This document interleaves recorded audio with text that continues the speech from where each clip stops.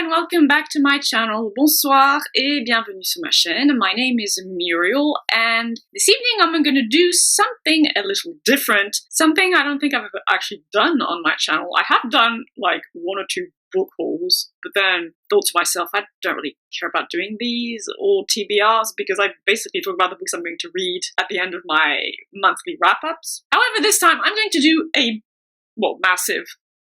big book unhaul. When I came back from the psychiatric hospital, well, I mean, I'm still not really doing that well. The stay at the hospital helped, obviously, but one thing I often feel the need to do when I feel like shit inside is I want to clean and sort things on the outside. So when I came back, I did a massive sort of all the books I have / had now, and a sorting of my clothes as well and other odds and ends. So I've already unhauled a few books which I didn't think would be that interesting to talk about in this video. I've held on to the books I'm going to talk to you about now, and afterwards, well, I'll be unhauling them at some point. I'd like to try and sell a few of them at a used bookstore, and if I can't, I'll just donate them to our local Oxfam bookstore. I'm not going to go in any particular order. I'm just going to grab the stuff that's around me, say a few things about them, and move on like that throughout the video. So I'm going to start with books I read a long time ago. These. So the first book is The Forest of Hands and Teeth by Carrie Ryan. I don't know if the series has a title. Doesn't seem like it. I really enjoyed those books at the time I read them. They're basically a YA post-apocalyptic zombie story. Fairly creepy and dark, and fairly nihilistic around the edges as well. The first book, in any case, you start out in this weird remote community that lives, the basic plot of like The Village, it's a bit like that. It's like old-timey community living in the middle of a forest, and there's barbed wire fencing all around the village, and you're not supposed to go outside of the barbed wire fencing, and you quickly realize it's because they're friggin' zombies outside. And books 2 and 3 take different points of views and take place in other places, but it's all about these zombie-type creatures, and you realize that the world has gone to absolute shite. So I enjoyed those books when I read them, I don't know, 10 years ago? I held on to them because I did think they were really good. I'm never gonna reread them. I'm just done with the YA. I've been done with it for a while, so I'm like, these might appeal to someone else. Then I decided to finally unhaul, well, the Mortal Instruments series. I'm not gonna hold up all 6 of them because they're freaking heavy. So yeah, Sit Your Bones and all of that. Once again, I've stated this before, I enjoyed them when I read them. They were fun urban fantasy, I mean, with obvious, very cringy bits in them. But yeah, it was a fun series, and I'm done. I'm just done with them. So hopefully this will make someone else happy, probably on the younger side, but yeah, I'm gonna pick something from another pile now. So yeah, this book I read a lot more recently, just last year I think. It's Women in Power by Mary Beard. It's an essay. It's fairly short. Again, I enjoyed this. I really enjoyed Mary Beard's voice, but it's fairly basic for someone who's already delved fairly deeply into feminism and feminist theory. So once again, hopefully this will inspire someone else. And, you know, I needed space on my shelves and this didn't make the cut. Staying in non-fiction, I'm getting rid of this, Why We Sleep by Matthew Walker. I talked directly about this book in my monthly wrap-up for like April or May of 2020. I went over all the issues I had with this book. This book is not good at all.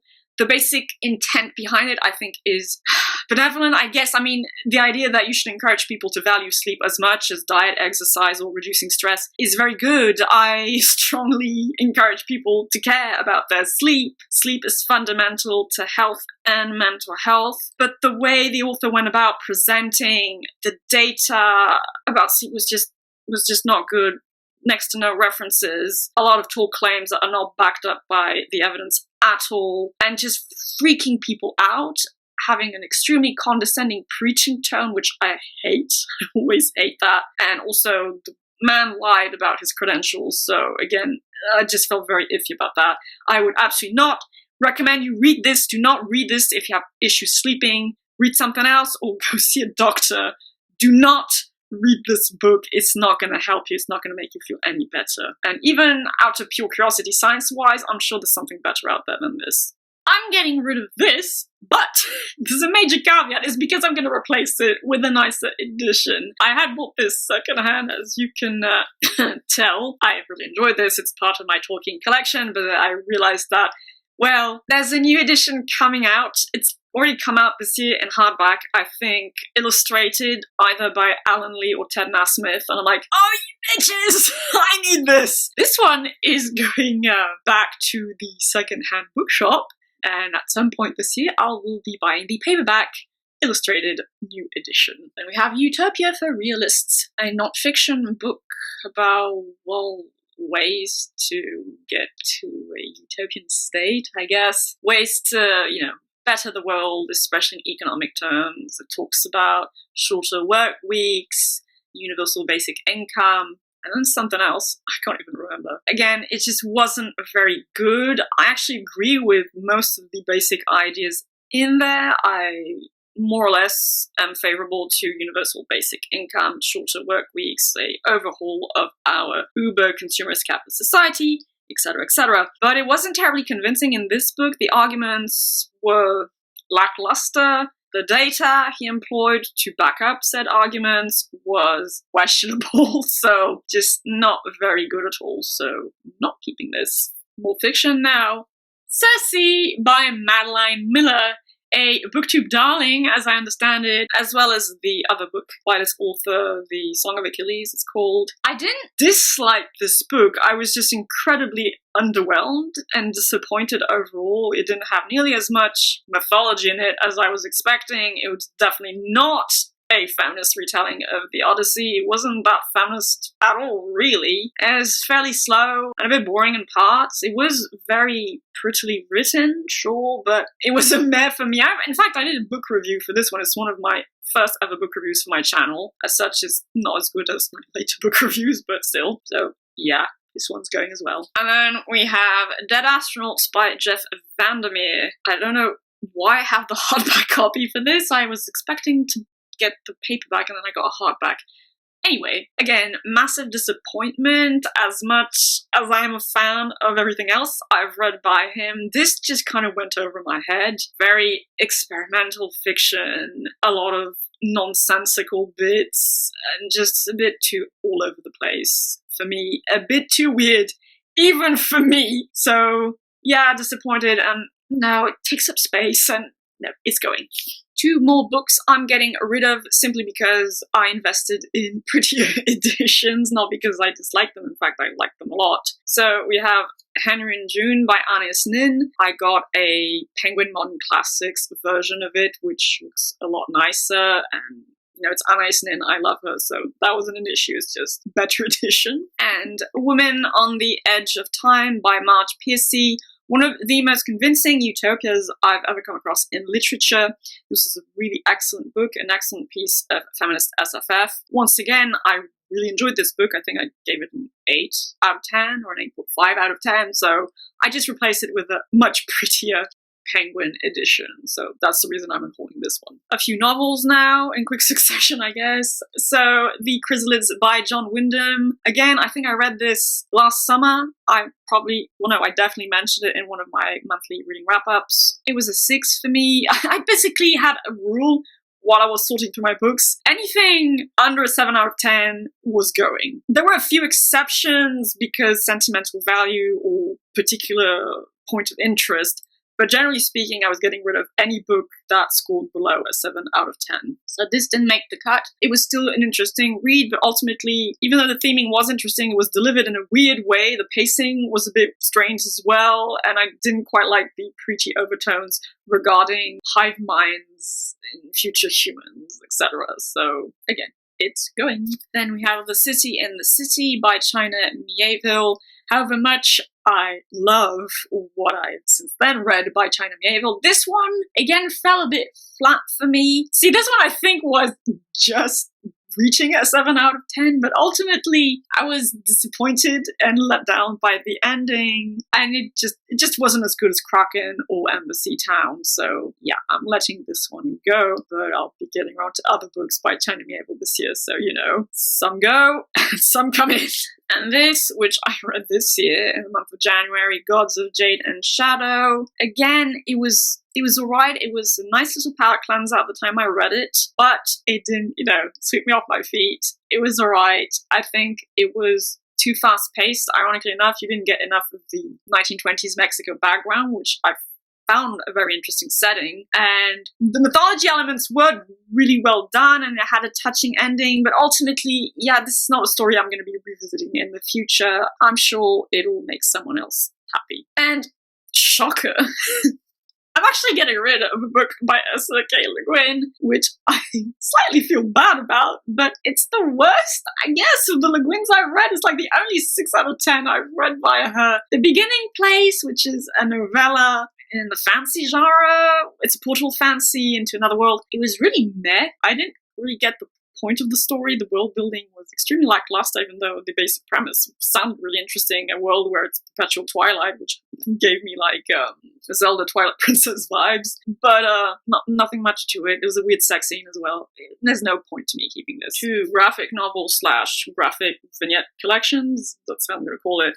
So, Quiet Girl in a Noisy World. I read this last December. It was nice. It's about being highly introverted, but like I said in my December reading wrap-up, I felt that there was a strange conflation of different concepts: social anxiety, introversion, perhaps ASD. And so in the end, I was left feeling a bit confused and a bit, once again, underwhelmed, and it was a big fat meh. It was a 6 out of 10 for me, or 6.5, sure, whatever. But so I don't see much point in keeping this. It might resonate more with someone else. And this, blue is the warmest color. One thing, I realized this is actually a French graphic novel, Le Bleu est une couleur chaude, so shame on me for not having read it in French. I've kept this for a few years. I did like it when I read it, but ultimately, talking about lesbian love stories, I have a French graphic novel with that. That's 1,000 times cuter and touched me a lot more than this. I will say this, though, the graphic novel is 1,000 times better than the French movie adaptation. This is going to sound a bit TMI perhaps, but the French movie adaptation is only good for the sex scenes, basically,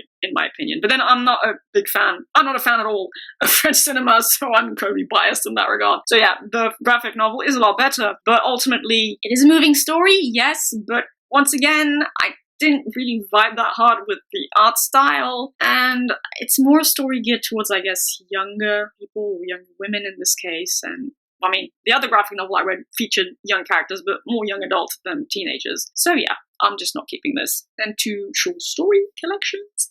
My super huge, mega unpopular opinion, Stories of Your Life and Others by Chiang, which I did not like at all. I made a massive rant review for this, which even I think was actually kind of funny because I just let myself go on this, which you can check out if you want. And so, yes, I did not like this at all. Was horribly, horribly disappointed because like everyone was bloody raving about this, and it was a massive fail for me. So of course I'm going to get rid of this. I don't need this in my library. So yeah, but I realized it's a very unpopular opinion. And then The King in Yellow by Robert W. Chambers. I had read this because I wanted to explore some of the proto-cosmic horror influences on H.P. Lovecraft. Again, I didn't re-vibe with the stories.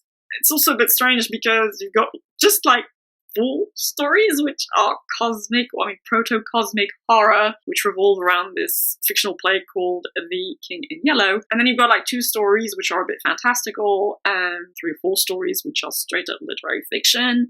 I talked about this in, again, one of my 2020 monthly reading wrap-ups. Even the cosmic horror stories didn't really work for me, didn't work as much as H.P. Lovecraft stuff has worked for me so far, except perhaps one. So yeah, I don't really see any point in keeping this in my library. Then a few standalone novels. We have A Pale Fire by Vladimir Nabokov. I did a book review for this one back in late 2020. The writing was amazing because it's Vladimir Nabokov, and yes, it's metafiction. I even received a long comment, which I read through and found interesting, which said that you really need to reread it to appreciate everything that's going on in there. I don't doubt that, and I respect that opinion, but it just didn't work for me, and even the base story doesn't really interest me. I didn't find anything particularly appealing about it, though it was funny at times, and yes, there are a crap ton of literary cultural references, but it's just a bit too highbrow for me, and I don't see myself revisiting this in the future. So it's a copy in excellent condition. I'm sure someone else will be happy with this. In the genre of literary fiction, another one, which is The Virgin Suicides by Jeffrey Eugenides. I read this quite a while ago, 5 or 6 years ago, I think. It was strange. It wasn't bad, but it's just a bunch of teenage dudes wandering at the suicides of 4 young girls living across from them. It was strange. You never really understand why those girls off themselves. Sorry for being a bit blunt, but yeah. And I just really didn't care about the male characters. It really a bit objectifying, I guess, from their part. I mean, morbid curiosity, which I mean I can understand, but meh. It's just meh. I'm not going to reread this in the future. So again, going back to SFF now, we have Cloud Atlas by David Mitchell. Again, I read this 6, 7, 8 years ago, I think. Once again, I did somewhat enjoy it. It's very strange.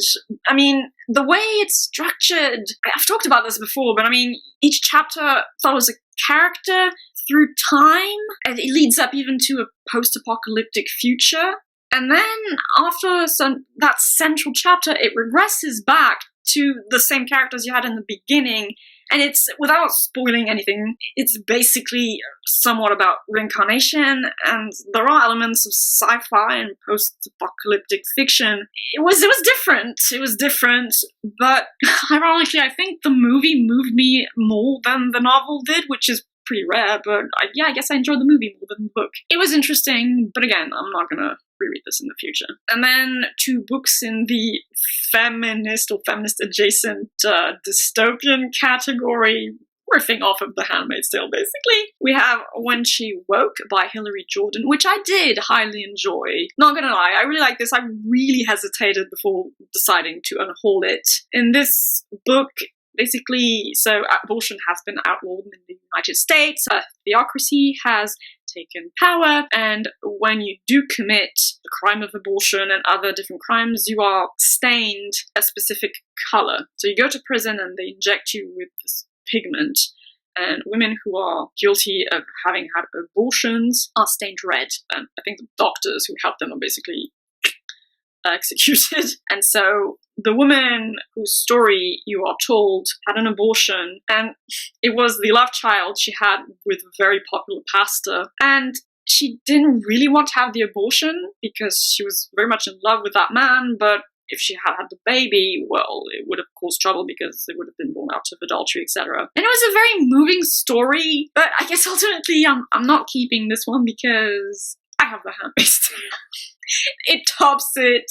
Now I also have an excellent book of dystopian post-apocalyptic fiction, which also kind of riffs on that general theme. I just think, someone else can read it and appreciate it. And then in the similar vein, you have Vox by Christina Dolce. In here, once again, theocratic government, women are reduced to chattel. The twist here is that women are only allowed to speak like 200 to 400 words a day, a tweet, basically. And if they will go over that limit, they are shocked. At first it's a little zap, but if you continue, it'll kill you. The electricity will kill you. But then the president, or the brother of the president of the United States, has a really bad accident. Oh yeah, that's right. So he has a brain injury, meaning he has massive aphasia, and the woman, who's the main character of the book, used to work as a specialist in aphasia. She's like a neuro researcher, and so she's asked to come up with a cure for that brain injury in a specific area of the brain, Wernicke's area, I think. It's also involved in speech like Broca's area. And so, yeah. Again, it was very enjoyable. It was fast-paced. I enjoyed it. But again, The Handmaid's Tale tops it. I would need something really, truly phenomenal to keep it at this point. So again, someone else might enjoy this. And last of the standalones this. The Cleft by Doris Lessing. Only book by Doris Lessing I've ever read. This was extremely weird. So I read this back in high school, so 13 odd years ago. I read this for a literature class project. It was a French class, you understand, because I went to school in Belgium, but of course I asked, do you mind if I read a book in English but I do my paper in French? And my teacher, which was really a great French teacher, said, yeah, sure, that's fine. So I picked this up because you had to pick a book by a literature Nobel Prize laureate. A lot of it is literary fiction, right? SFF isn't deemed worthy enough, I guess, sadly. I tried to find something that would appeal to my SFF heart, and I found this by Doris Lessing. It's extremely bizarre. Apparently, Doris Lessing read something somewhere that stated the Y chromosome appeared evolutionary-wise after the X chromosome. I think there is some basis for that in the sense that the Y chromosome is a chromosome that has degenerated somewhat, and so the female came before the male. It's a reductive way of putting it. I mean, there's some basis for that statement, but okay, fine. And so she crafted the story telling of the origins of human beings, and in that story, the first human beings were all females, but they lived in the water? Like seals? And then one day they birthed a baby that had a penis and testicles, and at first they mutilate that baby horribly, and some of those babies are picked up by an eagle and brought to another place, and they grow up, and then they form the little tribe of males, and the males are very stereotypically masculine, and the females are very stereotypically feminine, I guess, and they war with one another, and of course when the females are brought back to the camp of males, they get raped. It is so weird. It was so bizarre. And then in the background you've got these people in the freaking Roman Empire talking about this, because apparently some dude on his villa found a text talking about the origins of humanity and saying, oh yeah, now we live under like an androcratic society, but back in the olden days, women were superior, I guess. I don't know. This was just freaking weird. I managed to make a paper out of it on Doris Lessing and the contents of this book. Everyone had big eyes listening to me. I did a very good paper and had a very good grade, so that's not an issue, but I don't know why I kept it all these years, I guess because it was so weird and different and unique, I guess, but then I looked at it and I was like, no, just nope, why am I keeping this? It's just very freaking weird. So yeah, it's going. And I'm going to finish up with 2 series. I am unhauling the Earth's Children series by Jean M. Auel. So here I'm obviously hauling the first volume, which is The Clan of the Cave Bear. I read up until The Plains of Passage. Plains of Passage. I never finished the series. They're all fairly chunky books. I enjoyed them for what they were at the time I read them. It is very original. It's an interesting premise. It's basically people living in prehistoric times, so I guess between ice ages, so about 40,000 years ago. It's not fantasy. I would say it's very light science fiction, because the author does take liberties with the way she portrays Neanderthals and how they would have differed from Homo sapienses. Basically, Neanderthals in this series are not as intelligent as Homo sapienses. They can't really speak. They have kind of sign language. They have enormous heads because they don't learn things the way Homo sapienses do. They have, once again, genetic memories, basically, and so their brains need to keep growing because of all these genetic memories they acquire. I mean, that's why I said light science fiction. It's obviously completely invented and has zero evidence to back it up. Like, I've never seen anything by anthropologists saying this would have been a thing. In all likelihood, Neanderthals were just as intelligent as we were. They just had a different lifestyle, more meat heavy, and in the end they probably ended up mating with a lot of us. So anyway, so that was weird. And also, the Neanderthals are extremely patriarchal, whereas the Homo sapienses, you end up learning that they're a lot more egalitarian, matrifocal, which, okay, that was neat, but why make the Neanderthals like that? I just didn't get it, but alright. And there's a lot of sex, ironically. I mean, a lot. Perhaps I'm exaggerating, but fairly graphic sex scenes as well, which I don't necessarily mind, just saying it's in there. But they're very long books. They drag a bit, and yeah, as you can see, I never finished the series, even though I probably ended up missing some of the more interesting parts, because in book 5, I think they were the main character, Isla, was supposed to get there with her male companion to his village, and apparently there were shamans there and stuff, so maybe one day I'll just read book 5, but I'm not keeping the series. I'm not going to be rereading the series anytime soon. So I'm parting with them. And finally, again, ending with a massively unpopular opinion here, but I am getting rid of these. The Broken Earth trilogy by M.K. Jemisin. I have not shied away from the fact that I wasn't a fan of those books at all. I wouldn't say I actively disliked them.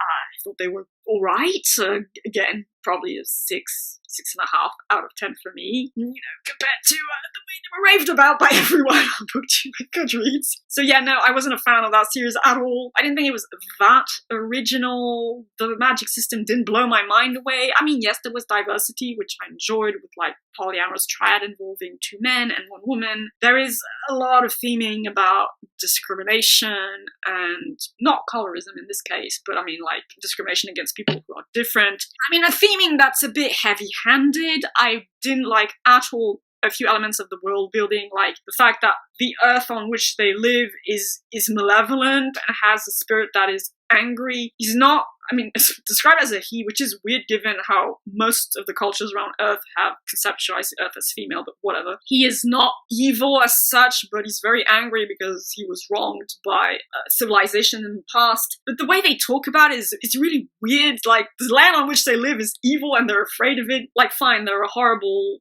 violent weather phenomena, and they're like, in that land, but still it was just so weird to me. I couldn't buy it. I couldn't get into it. And then I know it's probably bad of me, but the child character you get at some point in these books, I hated her. Doesn't matter that she was a 10-year-old kid. I don't care. I hated her. I thought she was borderline a sociopath. And yeah, I don't care she was a kid, supposedly innocent. I hated her. I didn't like reading her chapters, following her, so that was a major damper on my experience of these books. Also, the second person present tense was weird. I wasn't as bugged by it as a lot of people seem to be, but it was weird. It was definitely clunky. So yeah, I just don't get the hype this series gets. I really, really don't. So, especially now that I'm reading a fantasy trilogy, which I do think is fairly original and which I'm loving, which is the Wind Wing Flame trilogy. So, make of that what you will. But so, I will not be keeping them. It's a trilogy. It's taking space on my bookshelf, so they're going. So those are all the books, a part of all the books I decided to unhaul. There were a lot more books than the ones I just talked about. Like, I had 2 bags full of books that we brought to the Oxfam bookstore. Some of these I'm going to try and sell because a lot of them are in really good condition, and even for a place which is primarily French-speaking, there are a lot of expats from Great Britain, from America, and just people who, speak and read English. So I might be able to sell some of them and get some small monies to then spend on other books. So, yes, like you can see a few, the books themselves aren't unpopular opinions, but books towards which I have very unpopular opinions, and just, varied selection. I don't really intend on making this a regular thing. I do go through my shelves periodically, but it's like 2 or 3 times a year. But this time, since I have a lot of books that I thought would be interesting to talk about, I did an unhaul. And now it's done. So, hope you enjoyed it for what it was. Have you read any of the books I mentioned? Please do share your thoughts about them in the comments down below. And I hope you will have a lovely day, evening, or whichever time of day you prefer. Take good care of yourselves in the meantime, and I shall see you in the next video. Bye-bye.